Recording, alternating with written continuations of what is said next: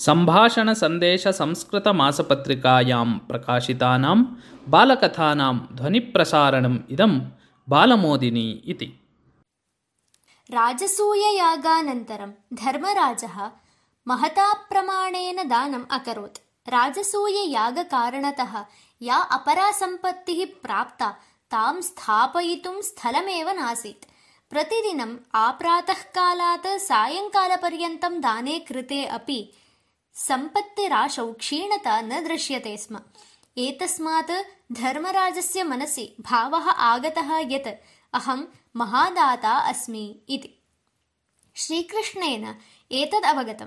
धर्मराजस्य एतं भावम् अपनेतुम् इच्छन् सः धर्मराजेन सह बलिचक्रवर्तिनः आस्थानं गतवान्।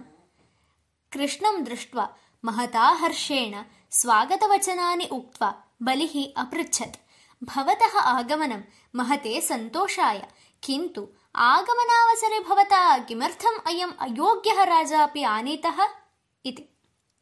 तदा कृष्णः अवदत्, अयम् अयोग्यः न, राजसूययागं निर्वर्त्य महता प्रमाणेन दानं कृतमनेन। एतादृशः दानशूरः लोके अन्यः कः स्यात् इति। अयं तु अयोग्यः राजा, दानशूरः कथं भवेदयम् अवदत् बलिचक्रवर्ती। प्रातःकाले आरब्धा दानप्रक्रिया सूर्यास्तपर्यन्तम् अपि अनुवर्तते स्म।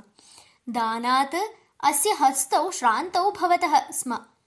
मासात् अधिकं कालम् एतत् प्रवृत्तम्। एतादृशः राजा कथम् अयोग्यः भवेत्? कृष्णेन पुनः उक्तम्, मम राज्ये वर्षे एकवारं दानप्रक्रिया प्रचलति। तद्दिने मदीयैः जनैः गृहं गृहं गत्वा दानं स्वीकरणीयम् इति जनाः प्रार्थ्यन्ते। तथापि विरलाः एव दानस्वीकर्तारः प्राप्यन्ते मया, यतः अन्यस्मात् स्वीकरणं न उचितम् इति अत्रत्यानां चिन्तनं।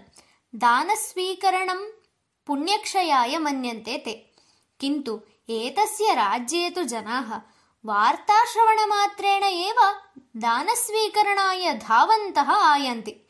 एवं स्थिते अस्य प्रशासनम् उत्कृष्टं कथं स्यात् इति अवदत् बलिचक्रवर्ती। एतत् श्रुत्वा धर्मराजः लज्जया शिरः अवनमय्य अतिष्ठत्।